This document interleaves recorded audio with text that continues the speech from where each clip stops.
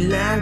Totohanan na agad, iwasan mo ang patapon. Dapat ay pulido at sulitin mo ang panahon. Kung gusto mong tumugon, mas gawin mo na ngayon. Huwag mong sayangin ang oras at mga pagkakataon. Maraming mga tanong na di pa nasasagot, pero pag gusto mo ay imposibleng di maabot. Harapin ang pagsubok, sisipagan ang pagsulat. Di lang pwede na, dapat ibuhos mo lahat. At hindi nagpadaig sa dami ng sakala. Mga komentong negatibo, ginawa kong basihan. Kaya nung nilapagan at aking dinakdakan, mas dumami ang namanga galaw ay inaabangan. Alam kong di pa tapos, nagsisimula pa lang. Sisipagan ko pa nang makuha ang inaasam. Ito ang gusto kong tahakin, lahat ay